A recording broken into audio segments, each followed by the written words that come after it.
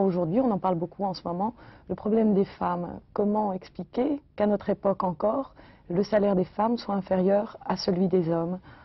Vous évoquez à juste titre un principe républicain auquel je suis très attaché, l'égalité des droits, l'égalité des chances. Eh bien, ce principe ne s'applique pas aux femmes.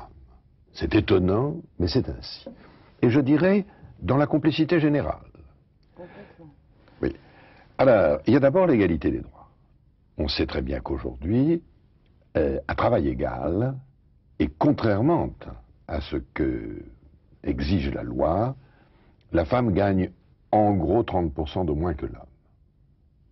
Ce n'est pas admissible. Deuxièmement, il y a l'égalité des chances. Lorsqu'on regarde les postes de direction dans l'ensemble des entreprises, privées ou publiques, on s'aperçoit que le pourcentage de femmes est très faible par rapport aux hommes, sauf dans quelques carrières particulières. Donc l'égalité des chances n'est pas non plus reconnue. Comment faire? Je vois que nous avons aujourd'hui des syndicats ouvriers, un patronat nouveau, qui aborde les choses, me semble-t-il, avec beaucoup plus de dynamisme et de réalisme que ce ne fut le cas dans le passé. Et je propose que, parmi les grands sujets de société, il doit y avoir le rôle, la place, les droits des femmes à l'égalité des droits, à l'égalité des chances. C'est un des objets d'une grande concertation entre les partenaires sociaux. Et puis deuxièmement, il y a un problème politique. Les femmes ont le droit de vote depuis 50 ans, et nous sommes aujourd'hui le pays européen de tous où le nombre de femmes élues est le plus faible, l'ordre de 5 à 6% pour ce qui concerne le Parlement. Ce n'est pas acceptable. Alors prenez votre liberté et faites en sorte que la parité soit, sinon une réalité totale, au moins qu'on en soit aussi proche que possible dans les listes municipales. Ça créera déjà un choc et ce sera un premier pas important et positif.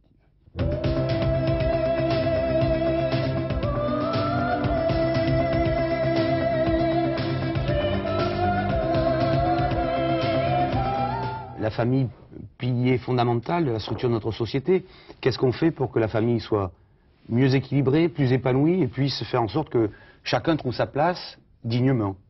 D'abord, il faut bien comprendre qu'une collectivité, un corps social, c'est comme un corps humain, docteur. C'est composé de cellules. Et quand les cellules dépérissent, c'est le corps tout entier qui dépérit. Or, la famille est le premier rempart, la première sécurité sociale, si j'ose dire, à l'égard de celles ou de ceux qui sont touchés ou atteints par la vie et qui pourraient devenir des exclus. Il est donc essentiel d'avoir une relance forte de la politique familiale.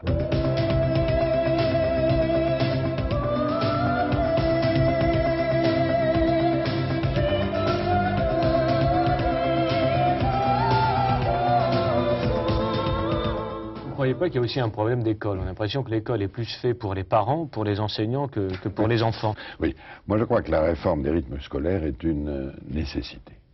Elle est nécessaire pour, je dirais, les plus fragiles de nos enfants. Ceux qui sont issus des milieux les plus modestes et qui n'ont pas l'environnement qui compense les inconvénients que vous venez de souligner. Et qui n'ont pas normalement et facilement accès à la culture ou d'ailleurs au sport.